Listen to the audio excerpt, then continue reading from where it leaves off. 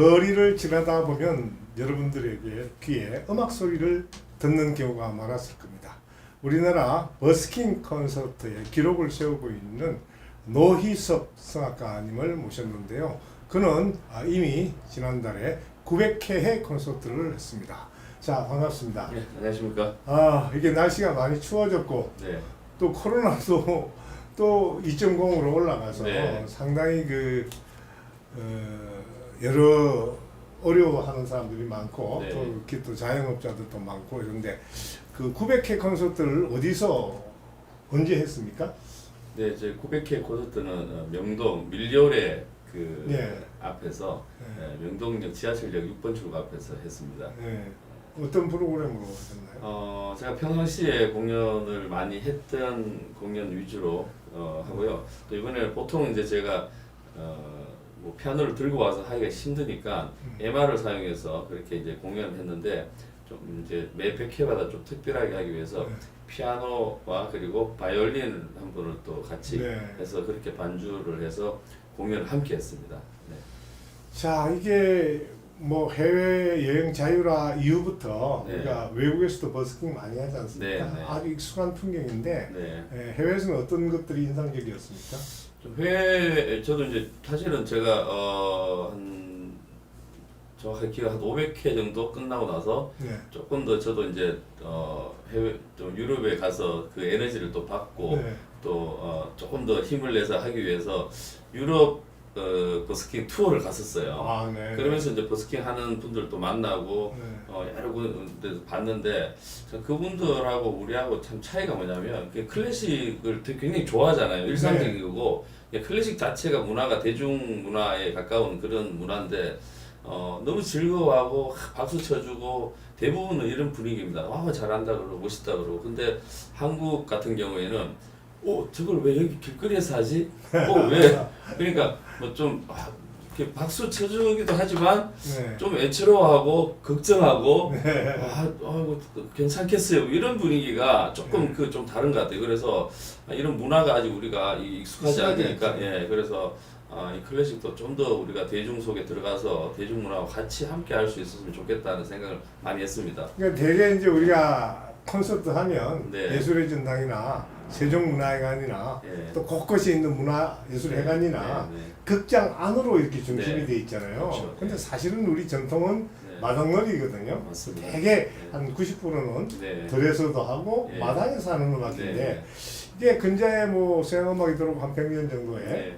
이 개념 자체가 바뀌어 버렸어요. 네. 그래서 클래식은 뭐 극장 안에서만 하는 것이다 이런 인식이 있는데 지금도 말씀하셨지만 그 인식의 벽이 조금씩은 허물어지고 있죠. 네, 맞습니다. 네. 그래서 그 인식이 사실은 이제 그것도 대중음악 하는 분들부터 시작을 했죠. 버스킹 네. 문화가 이제 홍대나 신촌이나 이런 데서 젊은이들이 이태원 이런 데서 젊은이들이 그 버스킹 문화를 이제 이렇게 만들어가면서 시작이 됐는데요. 이 클래식은 아직까지도 네. 전혀 나오질 않고 있어요. 그래서 이 클래식도 네. 밖으로 나와서 좀 이렇게 그런 대중음악인 버스킹 문화처럼 할 수 있다면은 클래식을 뭐 일반 특별한 사람이 보는 게 아니고 누구나 다 볼 수 있는 누구나 다 즐길 수 있는 그런 문화로 좀 더 빨리 진입할 수 있지 않나 그렇게 생각합니다. 우리 그 문화전을 21회 독자분께서는 네. 저분 어디서 본 것 같다는 분도 계시겠지만 네. 또 저분은 어떤 분이시지 이런 생각을 할 수 네. 있겠어요. 네. 그런데 원래 그 우리 노희섭 성악가님은 세종문화회관에서 서울시 오페라단에서 네. 오페라 기획을 하시지 않았습니까? 서울시 오페라단에 입사하면서 총무 겸 단원입니다. 그러니까 총무는 제작 십자가로 제작 감독 제작을 하면서 그리고 단원의 신분이니까 이제 오페라 주역을 제가 직접 하면서 공연도 하면서 그렇게 한 10년 가까이 그렇게 연주 활동을 했던 것 같습니다. 그때 거기서 제가 느낀 거가 뭐냐면은 이제 클래식이 진짜 특별한 삶이고 그리고 공연을 보러 오기 위해서 너무나도 비싼 티켓을 사서 와야 되고 그리고 대부분은 다 초대해서 오니까 그냥 뭐 손님 그러니까 좋아서 오는 게 아니고 그냥 한번 와볼까 그냥 티켓이 있으니까 초대 받았으니까 이런 느낌으로 오니까 진짜 즐길 수 있는 사람도 없고 그리고 와서 그냥 벌 받는 느낌으로 그냥 이렇게 자리를 짜세요. 네. 네. 그러니까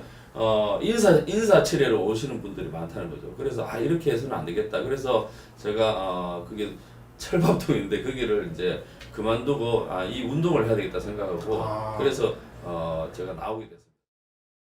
그래서 우리가 오페라 들어온 지가 네. 꽤 오래되는데 그렇죠. 네. 제일 문제가 지금 관객이 없다는 거 아닙니까? 맞습니다. 예. 그래서 오페라 전도사, 클래식 전도사 같은 역할을 자임하셨군요. 네, 네. 사실 우리가 이제 클래식이라는 장르가 이게 우리가 어릴 때부터 접하지를 못했기 때문에 네. 사실은 이게 내가 좋아하는 건지 뭐 이렇게 선택의 구분을 할 수가 없잖아요. 그래서 좀 어릴 때부터 좀 접하도록 만들어 주는 것이 우선적인 관건이고 그리고 클래식 하는 사람들이 먼저 변해야 된다고 생각합니다. 네.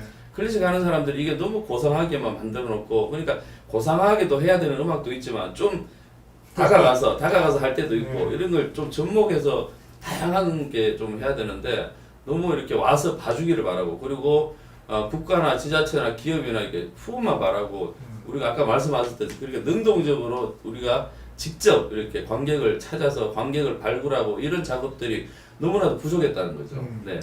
자, 그런 그 생각은 좋으되 예. 실제로 현장으로 뛰어나가서 이렇게 집중해주지 않는 관객을 향해서 네. 노래하는 데는 여러 가지 또 심리적으로도 어려움이 있었을 네. 거고 또 관객들이 이렇게 좀 이렇게 소란스럽다 그럴까? 네, 네. 콘서트장만큼 집중을 안 해주니까. 네, 네. 근데 그런 것들을 어떻게 극복해 나갔습니까? 근데 그게 이제 마인드의 차이인데 마인드. 생각을 어떻게 하느냐에 따라 다른데요. 네. 저는 이제 처음에는 사실 저도 이제 두려운 마음으로 나갔죠. 네. 이 성악가가 야외에서 목소리가 어떻게 견뎌낼까? 네. 그리고 뭐 요즘 미세먼지도 얼마나 많았습니까? 네. 미세먼지도 많고 그리고 제가 봄, 여름, 가을, 겨울 다 하고 있는데 여름에는 너무 덥고 또 겨울에 춥고 이럴 때도 사실 날씨의 영향도 많이 받고 그런데 제가 세종문화회관이나 예술의 전당에서도 공연을 하지만 그 관객들이 저를 바라보는 것보다 거리에 있는 관객들이 저를 바라보는 그 관객의 그 눈빛과 그 마음에 이 담아서 오는 그 열정이 함께 공연을 바라보는 게 너무나도 달라요. 오히려. 그러니까 오히려 훨씬 더 거리에서 보는 관객이 더 정말 그러니까 티켓도 사지도 않고 왔는데도 불구하고 정말 감사하는 마음으로 너무 진짜 그 공연을 즐기는 거죠. 그래서 사실 공연하면서 뭐 상가에서 신고하기도 하고 뭐 별의별 일이 다 있죠. 별의별 일이 다 있지만 그거를 다 일일이 하나하나 다 신경 써서 이것 때문에 못하고 저것 때문에 못하면 사실 이 일을 해올 수가 없었을 겁니다. 근데 그런 것들은 뭐 그러려니 하고 그리고 진짜 중요한 거를 위해서 제가 계속 하다 보니까 여기까지 오게 됐지 않나 그렇게 생각합니다. 네. 저 노래할 때 그 거리를 매일 거의 며칠에 한 번씩 하게 되는데 네. 그 관리는 어떻게 하셨습니까?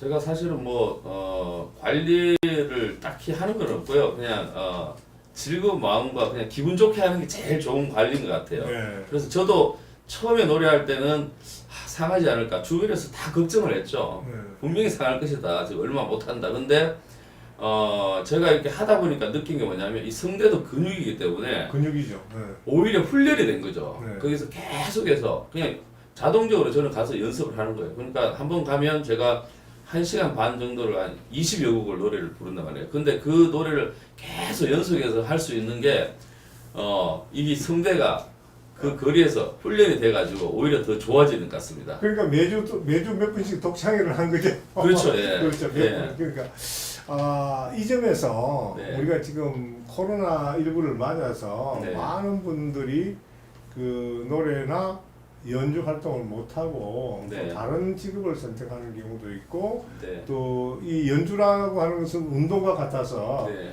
플레이를 하지 않으면 기능이 죽어버리잖아요. 맞습니다. 네. 이제 그런 점에서 이것이 굉장히 대안이 될 수 있겠다. 맞습니다. 네. 마인드만 네. 허물고 인식만 벽만 허문다면 네. 네. 이건 아주 좋은 또 예. 새로운 그 비용이 들지 않으면서도 그렇죠. 네. 자기의 그 예술적 뿌리를 내릴 수 네. 있는 건데 그런 점에서 한번 또 경험을 말씀. 네, 선생님께서 말씀 너무 잘 해주셨는데요.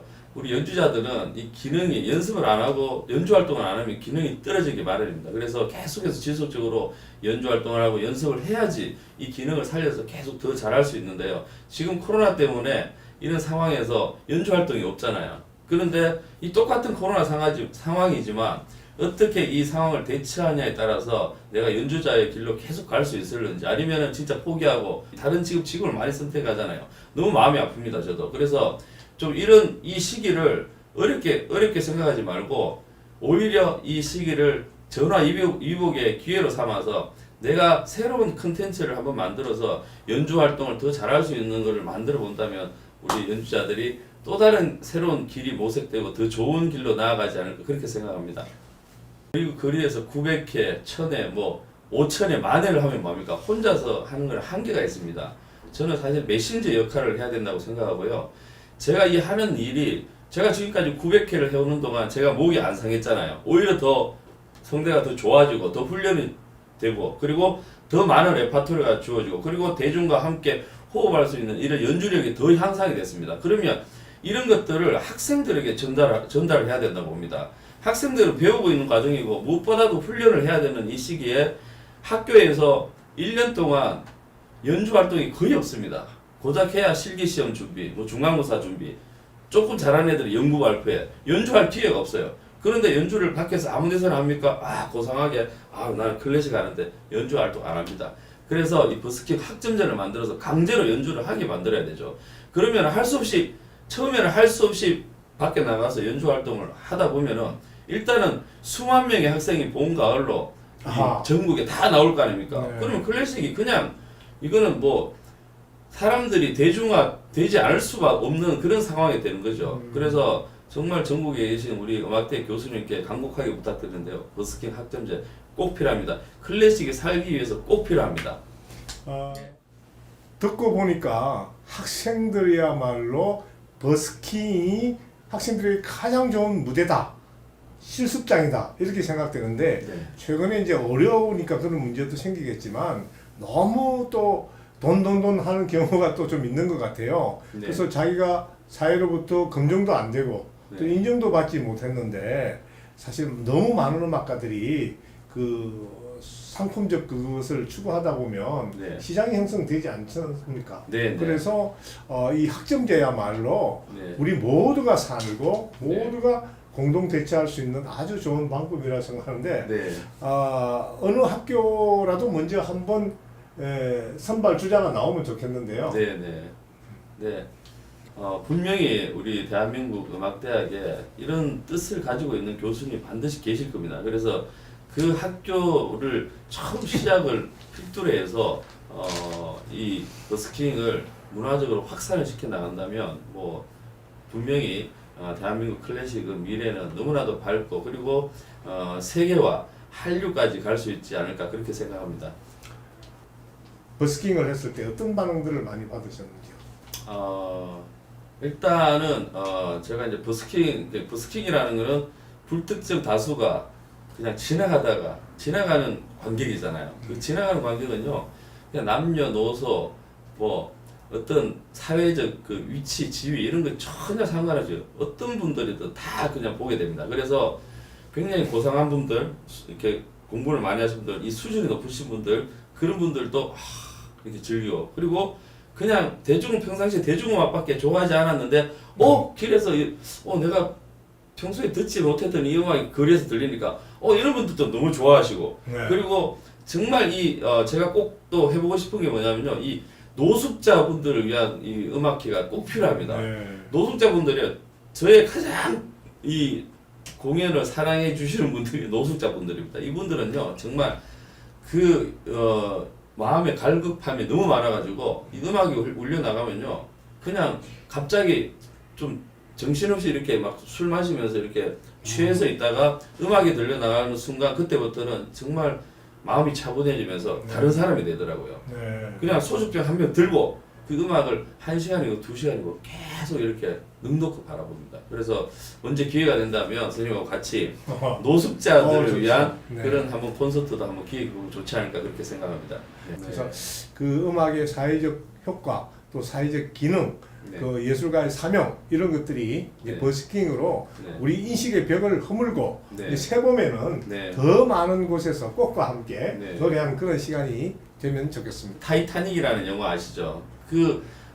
타이타닉호가 배가 침몰할 때 정말 많은 사람들이 그 우스순한 이렇게 막 아비규환의 그 상황에서 어쩔 줄 몰라 하는 상황에서 그 마지막까지 그 연주했던 그 연주자들 기억하십니까? 바이올린을 켜고 첼로를 켜던 그 연주자들은요 그냥 목숨을 그냥 죽음을 각오하고 그 상황에서도 연주를 했습니다. 그 연주 음악 소리를 들으면서 그 많은 아비규 안에 있던 그 사람들이 다시 질서를 되찾고 다시 마음을 가다듬고 그래서 포기할 사람은 포기하고 먼저 보낼 사람은 그래서 배에 타게 그 영화 장면이 정말 기억나는데요. 이 어려운 코로나 시기에 사람들이 정말 정서가 너무 메말라가고 이 힘든 시기에 이럴 때일수록 진짜 이 문화예술이 더 음악이 울려 퍼져서 사람들의 마음을 더 안정시키고 더 마음을 따뜻하게 하고 이런 음악이 더 필요하지 않나 그렇게 생각합니다.